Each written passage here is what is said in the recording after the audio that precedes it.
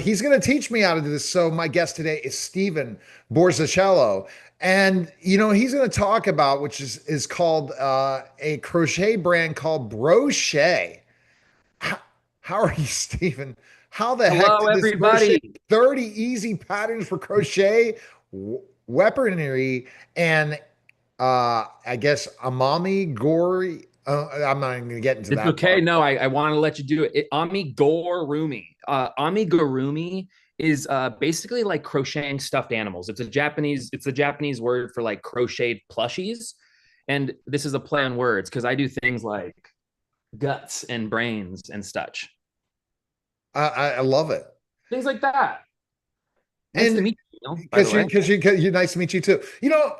How did this all start? As you've produced a lot of different things in your background. I was talking about your diverse background of opportunities to be on working with some major projects.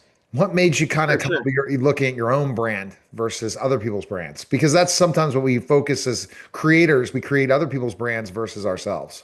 Sure. Actually, that's a great question. Good point. You know, the irony is like it actually went full circle, right? I think in like as I'm a writer, a comedy writer, a comedian, kind of in my bones and always growing up, right? And kind of wanting to have those big goals of like producing and writing for television.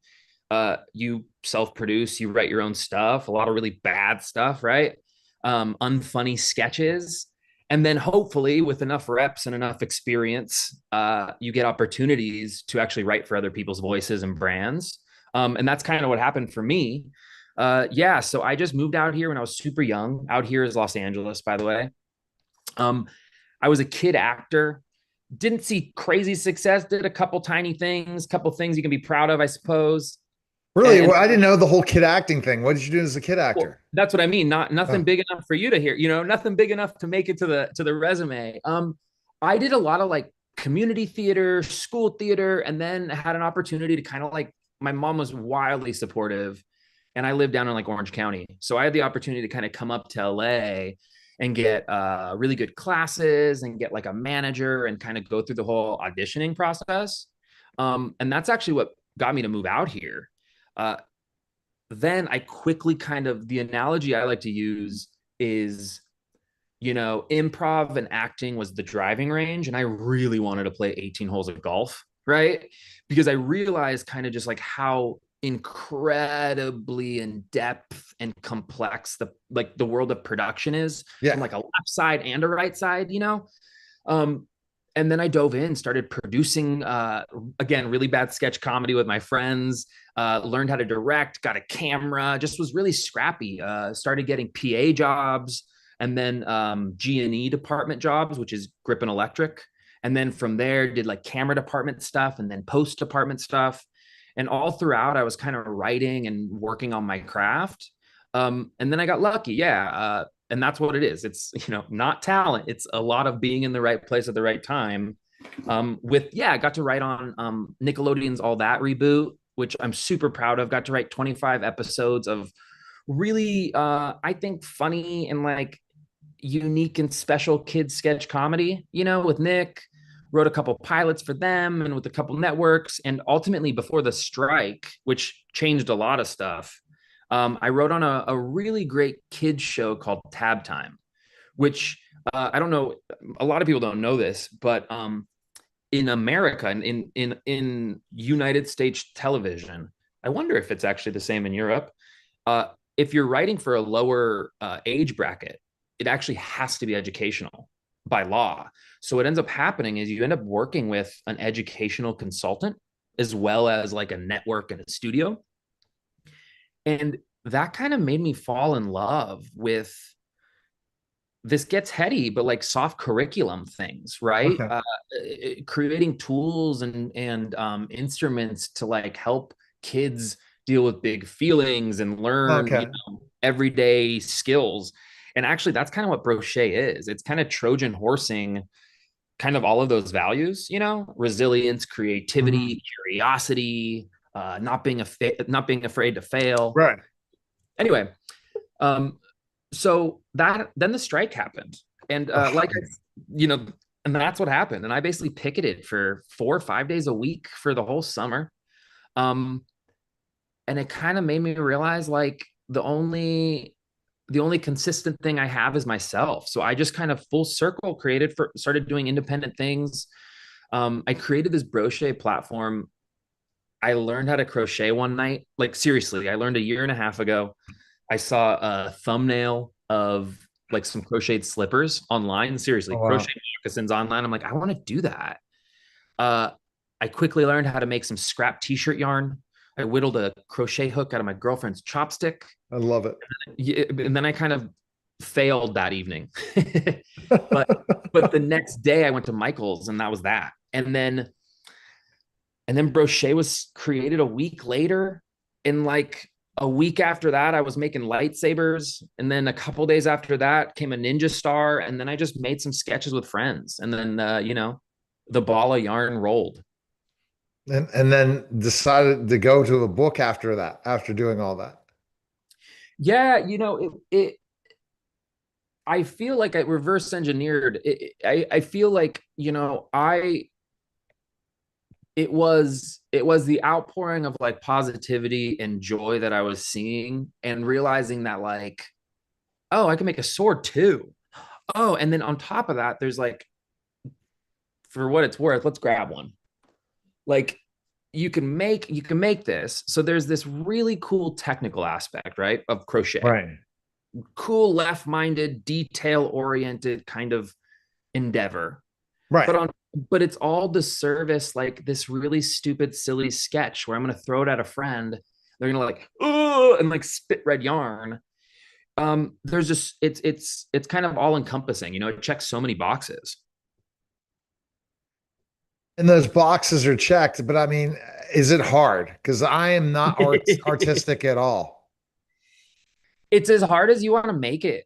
Like I don't like I know that sounds, nebulous, but it's not that hard. I came to it super quick. I've only been crocheting for a year and change, right?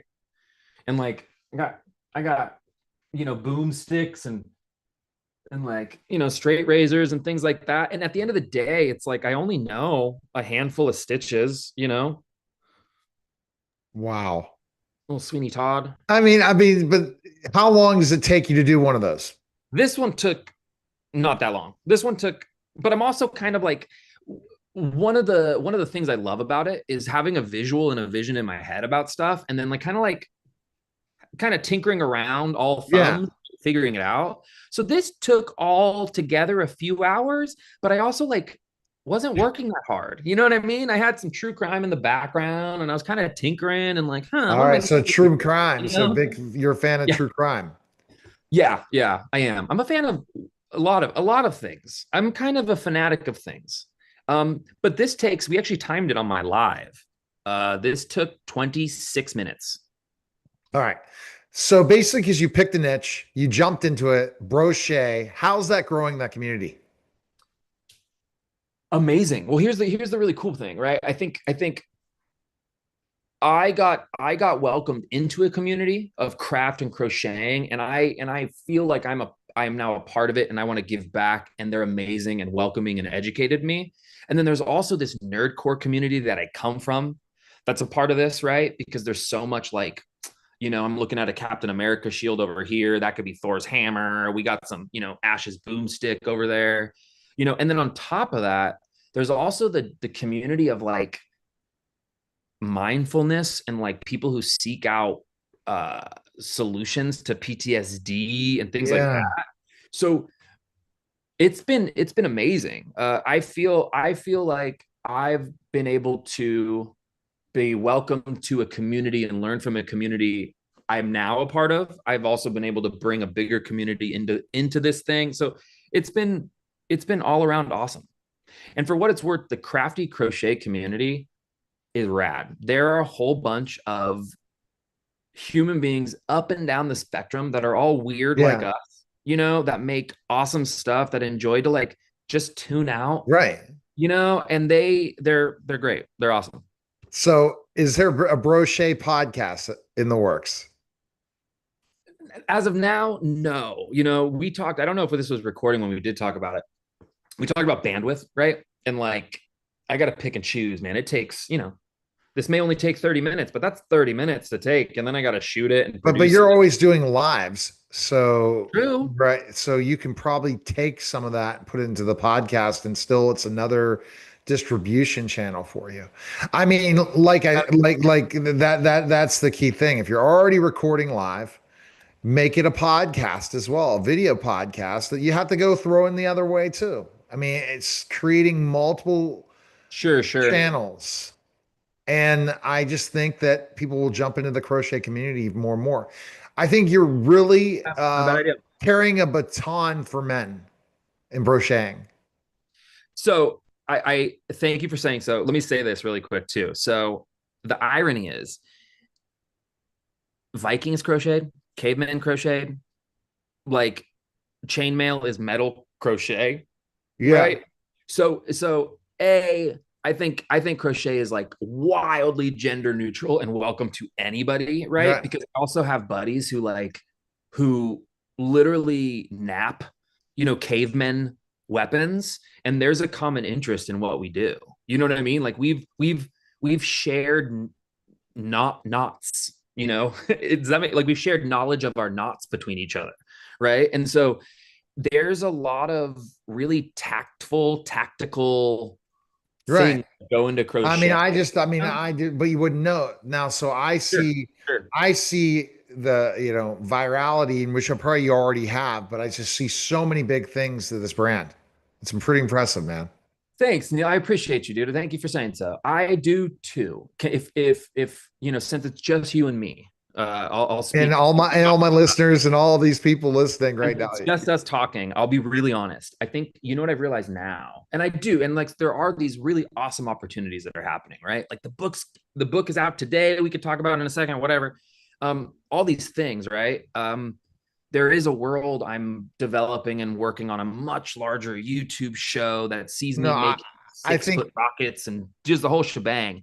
But the thing that I'm now hyper focused on is at least I'm into it all, at least making sure that it stays as like authentic and like community driven as possible.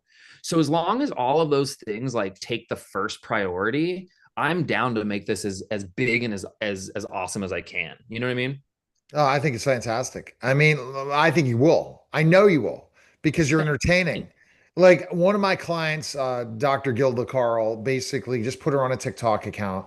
She is so good because she used to be the love doctor in MTV. She's been in all these different things. Now she's finally hitting the social media route. Virality just by creating clips. And it's like, holy cow, that's all they need. Talk Sure, yeah. relationships to an audience and give that audience, and that's the democratization of social media, and that you don't have to have millions of followers to build a following and build a love. And I know you're going to do it. I really Thank believe you. I that. appreciate you, Neil. So, Thank you. where is the best place people can pick up the book? Because I know this is the big week. Thanks for asking the question. I'm nothing but on brand. Uh all places books are sold. So we are after this podcast, Aaron and I, my producer, girlfriend, and partner in Twine, are off to Barnes and Noble to go see it on a shelf in the wild right now.